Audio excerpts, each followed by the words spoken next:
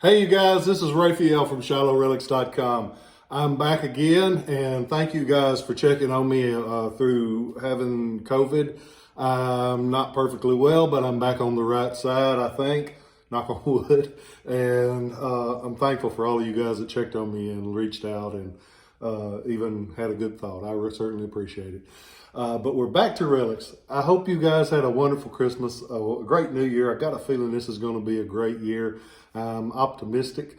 I heard, I saw a thing on Facebook the other day, and it said, so many of you guys are worried about whether your glass is half full or half empty. Shut your mouth. Be glad that you got a glass and that there's something in it. And I was like, wow, that's pretty heavy. So I'm going to share my glass with you guys because mine's almost full. I am so thankful.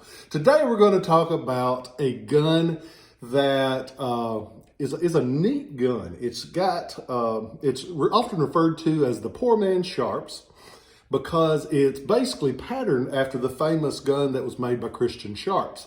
This one was patented in 1858, September 14th, 1858, by Ebenezer T. Starr, S-T-A-R-R. If that name sounds familiar, it's because this cat was the son of Nathan Starr that made the naval cutlasses and made the famous cavalry saber and also produced weapons during the early part of the 1800s. Well, during the war, Ebenezer made guns, made carbines, and he also made revolvers. He made the 36 and the 44 Starr revolver. Where did he make them? I'm glad you asked. That's a hell of a question, and I have the answer. He made them in Yonkers, New York. Yep, Yonkers, New York. The Starr Arms Company. These guns, the carbines, he made between 1862 and 1865. How many of them did he make? I happen to know the answer to that too. He made 20,601, which in the big scheme of things isn't a huge number because you got to imagine, the words still aren't coming perfectly on it, but hey, I'm still here and I'm breathing and I'm kicking. I'm happy. When you consider the Sharps, they made 150,000 of those. This one, 20,601, not a huge number. Basically, it works very similar to that of the Sharps. In order to work the mechanism on this one, to load it, you don't have to, but it helps because if you don't cock back the hammer, you run a risk of hurting the nipple on the block. It has a little latch down here on the bottom, like this, that releases the trigger guard. And the trigger guard also works as the lever to drop the block. That way you can load the bullet into the block, which it's got a 21-inch round barrel. It fires a 54 caliber cartridge. It fires, most of your Starrs are linen cartridges.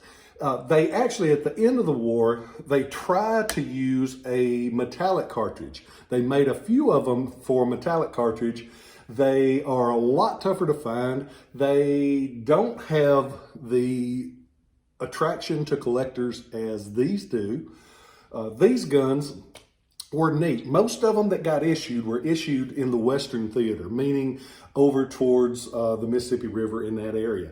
It was used by the 1st Arkansas, the 5th Kansas, the 11th Missouri, the 24th New York, and a few other regiments, but those are the main ones that they got issued to. It's kind of interesting when you look into these, the government tests actually rated these higher than the Sharps. Who'd have thought it? I guess he didn't have the PR guy that Christian Sharps had. As for the gun, they kind of stand out because if you notice, it's got brass for a barrel band, it's got brass for a butt plate, and those kind of give it a little bit of a flash. The butt plate's kind of interesting. At the bottom of the butt plate, down here, which is called the toe, usually on a Starr, they had a flaw. When that got hit, it stands out just a little bit more than the top. When that got hit, it would chip the wood along the bottom right here. And that happens fairly often. Happens most of the time, actually. So when you see one that doesn't have that crack, it will bring just a little bit of a premium.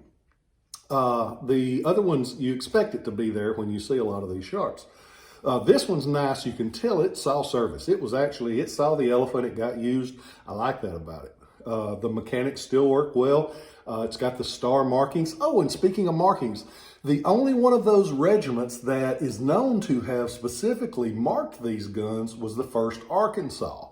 And what they did up here, right behind the rear sight, and this one's off a different one, but this is the marking that shows up on those 1st Arkansas marks.